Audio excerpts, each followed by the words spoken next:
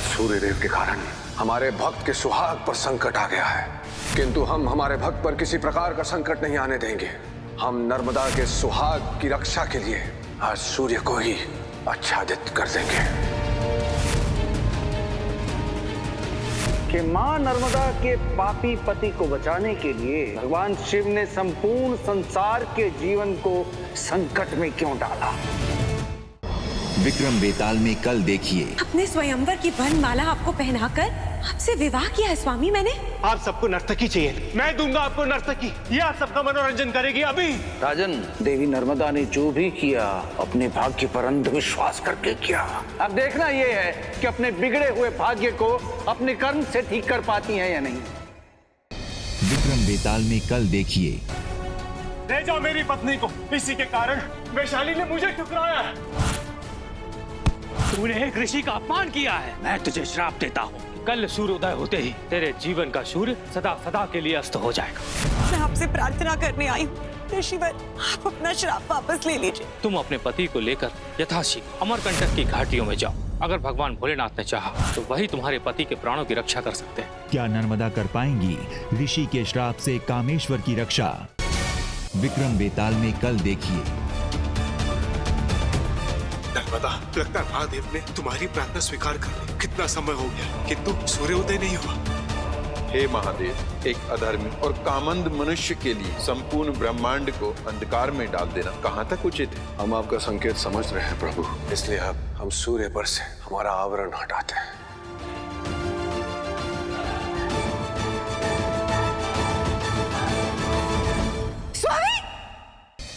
विक्रम बेताल में अगले हफ्ते देखिए। हे कल्पवृक्ष, आप तो जानते हैं कि हमारे पास सब कुछ होते हुए भी हम कितने अपूर्ण हैं। हमारी वर्षों की मनोकामना को पूर्ण करें कल्पवृक्ष। देवी, हमें भय है कि आपकी ये इच्छा किसी बड़े संकट का कारण न बन जाए। स्वामी देखिए ना, इस कल्पवृक्ष से हमें क्या मिला है।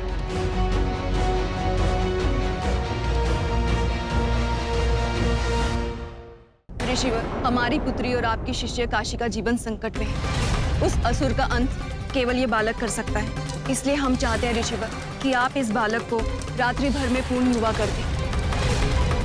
महादेव का प्रतिरूप बनार। हे महादेव, हर पिता विवाह के उपरांत अपनी पुत्री और जमाता को उपहार देते हैं। कहो बनार, हमसे क्या उपहार चाहते हो? मैं अपने और काशी के निवास के लिए आपका कैलाश चाहता हूं। इस स्थान का संचालन करने के लिए त्रिकालदर्शी होना आवश्यक है, और त्रिकालदर्शी वही हो सकता है जिसके पास त्रिनेत्र हो। त्रिनेत्र कैसे प्राप्त कर सकता हूँ? अघोर तंत्र की साधना। वत्स, त्रिनेत्र तुम्हें अवश्य प्रदान करेंगे, परंतु उसके पूर्व तुम्हें मेरे इस खप्पर को अपनी समस्त माया और संपत्ति से भरना होगा।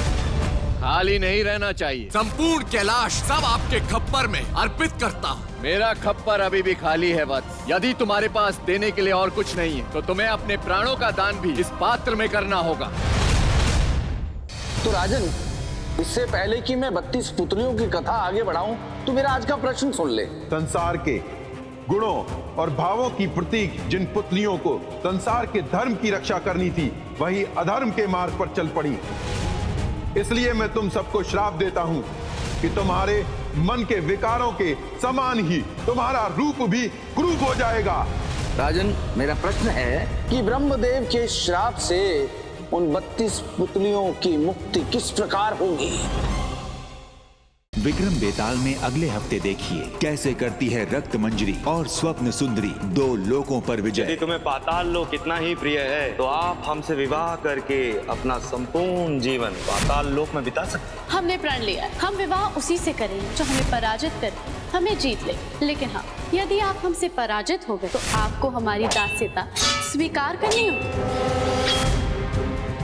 आपको क्या लगा ये संपूर्ण पृथ्वी आपको सौंप देंगे? हम एक पृथ्वी के चक्रवर्ती सम्राट हैं देवी, कोई रूप हमें लुभा नहीं सकता, इसलिए हमें आपका नियम स्वीकार नहीं।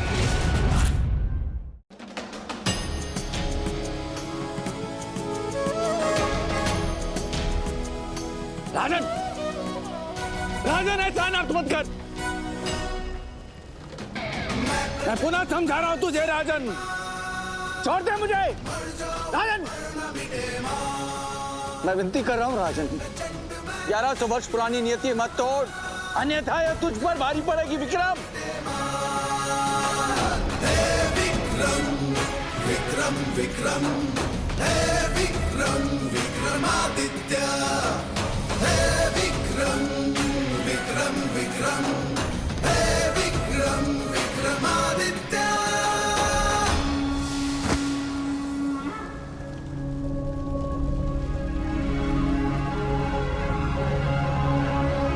जो सोचा वो कर दिया। विक्रम, राजा विक्रमादित्य नाम हमारा बेताल। कुछ समय लगा, किंतु आज तुम्हारी 1100 वर्षों की यात्रा पूर्ण हुई।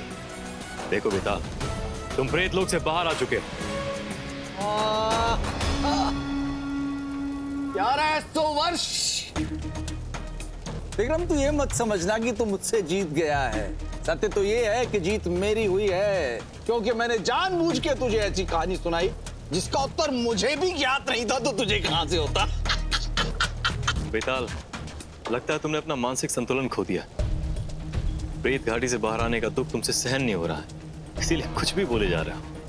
1100 वर्ष बाद इस प्रेत घाटी से मुक्त होकर मुझे कितनी प्रसन्नता हुई है तो इसका अनुमान भी नहीं लगा सकता विक्रम। 1100 वर्ष पहले इसी स्थान से मेरी प्रेत लोक की यात्रा शुरू हुई थी। विक्रम, मैं बहुत प्रसन्न हूँ। बेताल, बहुत प्रसन्नता हो रही है। इतनी ही प्रसन्नता हो रही तो ठीक है, अपने परम मित्र भद्रकाल का भी स्मरण कर लो। हो सकता है तुम्हारी प्रसन्नता थोड़ी कम हो जाए। भद्रकाल,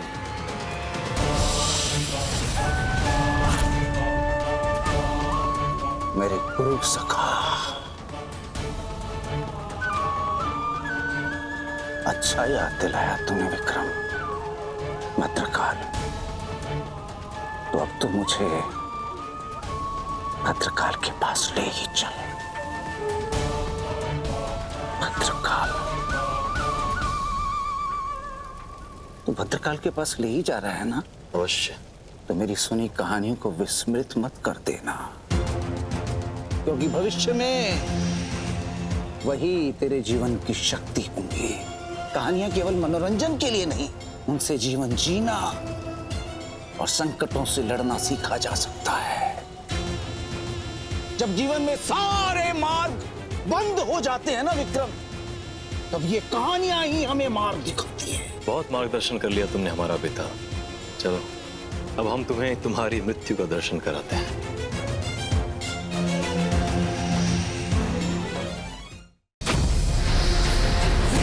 यदि हम बेताल को प्रेत घाटी से ला सकते हैं तो उसकी रक्षा भी कर सकते हैं। पहले अपनी रक्षा तो कर लो राजन।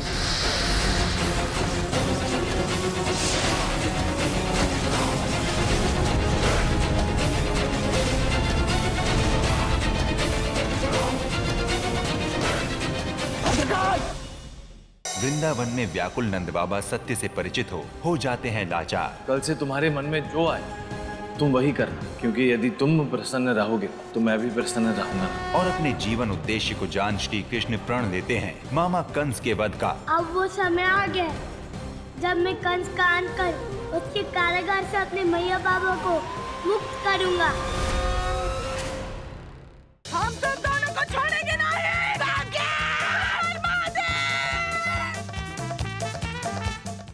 मिसेस पांडे, आपको हमारे साथ पुलिस स्टेशन चलना होगा। गिरफ्तार करो इन्हें। तुम्हारी मापू को पुलिस लेकर गई है। वो भोली भाली लड़की अपना खुद का अस्तित्व मिटाने चली है ताकि वो आपकी पत्नी चित्रा जैसी बन सके और आपका सच्चा प्यार पा सके। आप हैं कि अपने स्वार्थ के आगे उस बेचारी का भ्रम टूटने ही नहीं देते। चित्रा की आत्मा बहुत शक्तिशाली है, परंतु इस धागे से ज्यादा नहीं। धागा कितनी भी शक्तिशाली आत्मा को बांध सकता है। इसे अपने घर में बांध दो तो चित्रा की शक्ति को खत्म कर देगा। चित्रा, तू तो गई, तेरा खेल खत्म। जी अम्मा भी कसम से बच्चा है, बिल्कुल बच्चन जैसी हरकतें हैं। हमें ही अम्मा को कुछ ना कुछ करने पड़े। अब अम्मा का कुछ ना कुछ करना पड़ेगा। जे हप्पू और बहू इतनी देर से कहाँ साजिश कर रहे हैं? ठीक है, आराम से रख दे, जो कबर्ड में कैसो भी हालत में अम्मा के हाथ न लग जाए। तुम चिंता ना करो, हम उन्हें कानों कान खबर नहीं होने दिए। तुम जाओ। आओ आओ, अब हम जा रहे, लेकिन अम्मा पे बिल्कुल 24 घंटा नजर रखियो। अब हम पे नजर रखी जाएगी? आपने तो हमारे बाथरूम को मीटिंग पॉइंट बना दिया है। वो मीटिंग पॉइंट ही है। तो फिर हम हल्के होने जाएं तो कहाँ जाएं? दक्षिण पश्चिम में एक जगह है झाकर कटी, जहाँ पे आप बैठ के हल्के हो सकते हैं। झाड़ियां हैं वहाँ पे। हमरा का सामने जो घर दिखे आपको, उसके बाथरूम में घुस जाइए और रोज नित्य क्रिया कीजिए, कोई प्रॉब्लम नहीं। हाय तुमसे मिलके दिल का है जो हाल, क्या कहें, हो गया है कैसा ये कमाल, क्या कहें।